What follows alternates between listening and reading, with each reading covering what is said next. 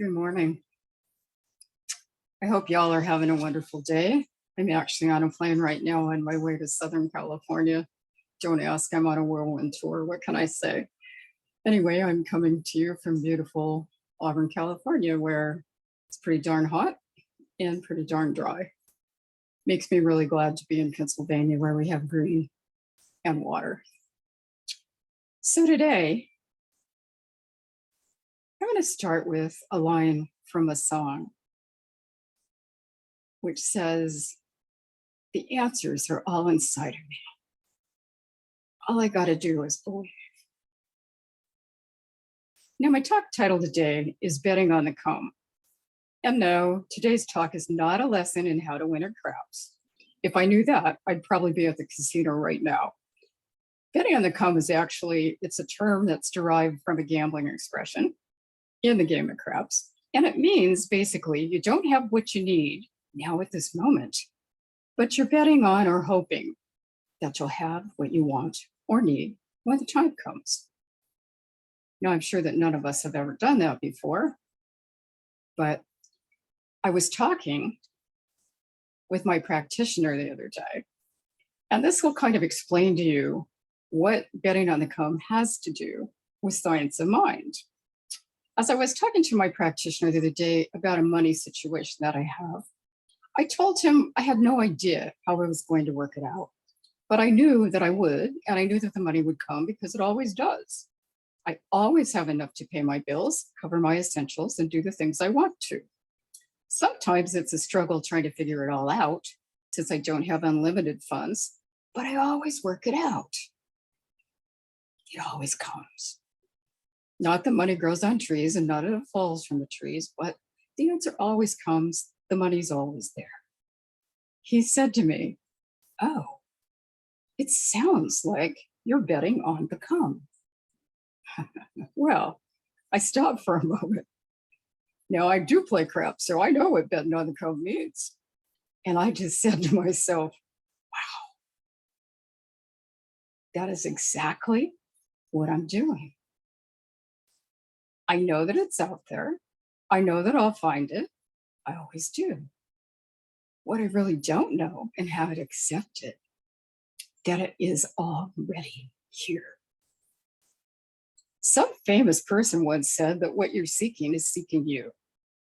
Well, it can't find me if I'm stuck in my old patterns, negative thoughts, feelings of unworthiness or fear.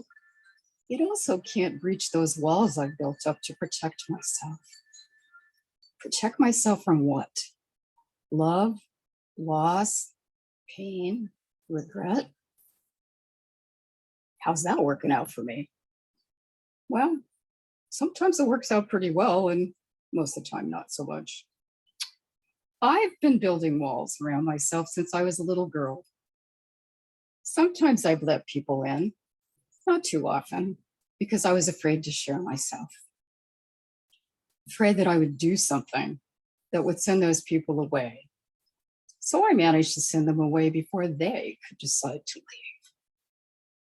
That way I figured it didn't hurt quite as much. When I did let someone in, it didn't always work. But I learned over the years that letting people know who I really am was okay. And that some of them would stay around for a while and leave, and some of them would stay around for a really long time. And they did. I knew that some people would like me and some people wouldn't. And that letting myself be true to myself was the most important thing. Now, that didn't just happen overnight. It took me a long time. And I was really lucky when I met my husband because he saw the walls, but he saw something behind those walls. He was willing to wait for them to come down. He didn't come at me with a sledgehammer. He didn't leap over the walls. He was just patient. And he helped me become a kinder, more gentle, softer person, more open and more vulnerable than I had ever been before. Not that our relationship was perfect, because there are no perfect relationships that I've ever found, but it was pretty darn good. When my husband died, I swore that I never wanted to go through anything like that again. I never wanted to feel that emptiness, that pain in my heart, that pain in my soul that ripped me apart. So guess what I did? What I always do and what I'm really good at. I rebuilt those walls that let him through. I wasn't going to let anybody in there. I was never going to go through that again. Well, thank God for my family and my friends. They surrounded me, they supported me, they loved me, even when I couldn't love myself and I couldn't really love anything else. Yes, I did love my family, but I couldn't see beyond those walls. There was so much pain and so much hurt.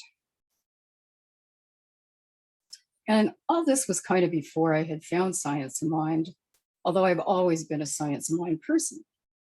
And I've always talked to God ever since I was a little girl. Well, after my husband's death, I spent a lot of time talking to God, which I always have done. I talk to God all the time. I've pleaded, I've begged, I've promised, I've cursed, I've questioned, you name it, I've done it. I've called him names.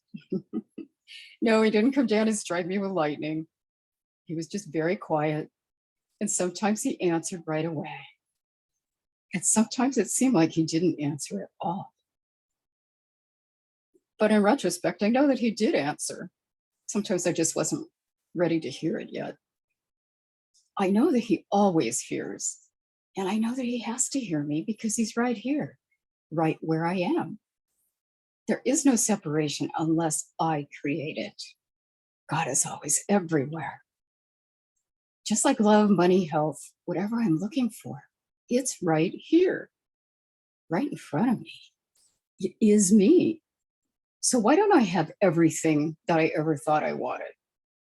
Well, the answer kind of lies in the title of my talk. My talk actually started out as being about my relationship with money, which someday we'll talk about. But as I write this talk, it occurs to me that my relationship with money is the same as my relationship in all areas of my life. I am betting on the come. The problem with that is that whatever it is I'm looking for, it's always out there. It's always coming. Well, if it's always coming, then when does it ever get here? According to the law of attraction, it never gets here because it's always coming. Wow. I never really stopped to think about that. But if I think it's always coming, then it's not here. I always thought that thinking positively, using the law of attraction, which is what I thought it was doing, was the way to go. I do think positively. I positively know that it's coming. There's no doubt in my mind that it will be here. Well, then why isn't it here? As Thomas Trord said, we cannot think into manifestation a different sort of life than that which we realize in ourselves. And he also said, I cannot manifest something that I do not believe. Think about that for a moment. I cannot manifest something that I don't already believe.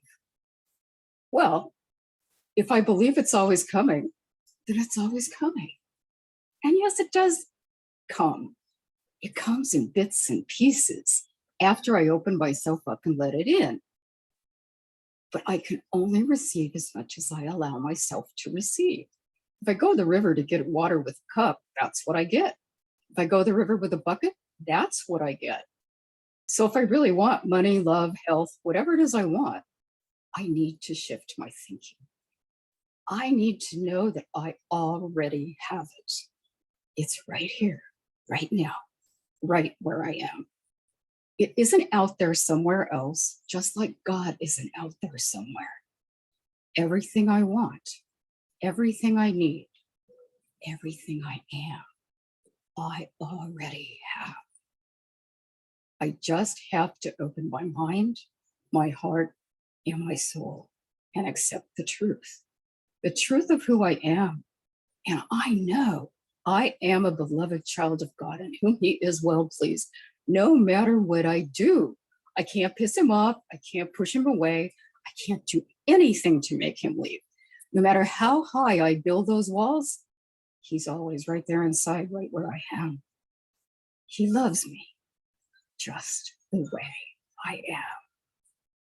Warts, wrinkles, faults, whatever it is, doesn't matter. He loves me just as I am. Now I know this. I know this deep in my heart.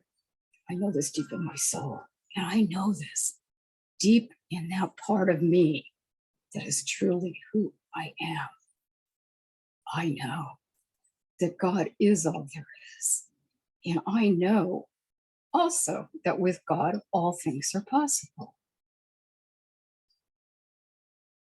I just have to be willing to accept that, to know it with every fiber of my being. Now, sometimes I do, and the world is perfect. Everything falls into place. I don't misplace my keys. I don't forget appointments. Everything is perfect. Sometimes I don't. Sometimes I know it intellectually, but I don't know it in that deepest part of who I am. And when I don't, guess what I do? Yep, it's my practitioner. I call my practitioner and I go, hey, help me out here because I don't seem to be able to know this for myself. And that's what he does. He knows it for me. And in fact, the other day when we were talking, it was another interesting point, which we could talk about another time. He had done a treatment for me before a session, and I made some comment, and he said to me, don't undo all the work I've just done. You have to believe all things are possible, or I can't really do anything for you.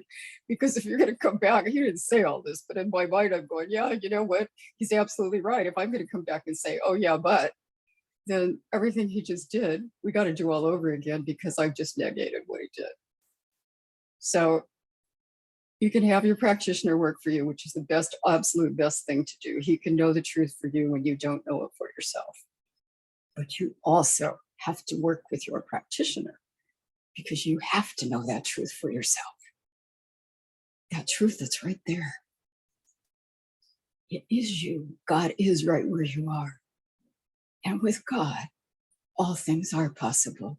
You don't need those walls. You don't need to protect yourself from anything because there is only love.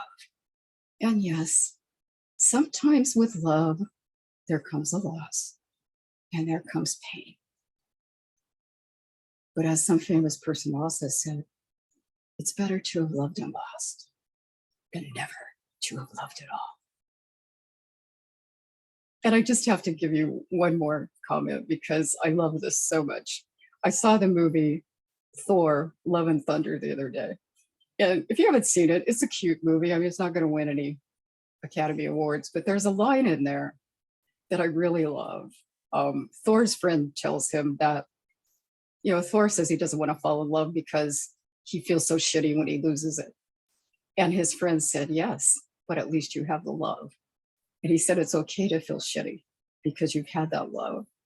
And so at one point, Thor goes to his old girlfriend and says to her, you're the person I want to feel shitty about. And of course, she looked at him and he explained, yeah, I want to love you. I love you. And I know if something happens, I'll feel shitty, but it's okay because at least I will have loved. So open yourself up. Let yourself love. Be willing. Be vulnerable. God's there right where you are. If something does happen, you'll get through it. You'll see the sun again. You'll see the flowers. You'll appreciate life. And there are people who love you. And I'd like to leave you with this prayer that was written by Ernest Holmes. I actually combined a couple of them because there's some lines in both that I really, really like. It starts with, I know there is a power for good, which is responding to me and bringing into my experience everything that is necessary to my unfoldment, to my happiness, to my peace, to my health, and to my success. I am a center in the divine mind, a point of God-conscious life, truth, and action. My affairs are divinely guided and guarded into right action, into correct results. Everything I do, say, or think is stimulated by the truth. There is a power in this word that I speak because it is of the truth, and it is the truth. There is perfect and continuous right action in my life and my affairs. All belief in wrong action is dispelled and made negative. Right action alone has power, and right action is power, and power is God, the living Spirit Almighty. This Spirit animates everything that I do, say, or think. Ideas come to me daily, and these ideas are divine ideas. They direct me and sustain me without effort. I am continuously directed. I am compelled to do the right thing at the right time, to say the right word at the right time, to follow the right course at all times.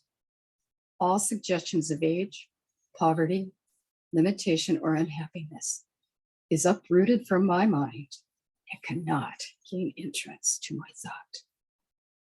I am happy, well, and filled with perfect life. I live in the spirit of truth and am conscious that the spirit of truth lives in me.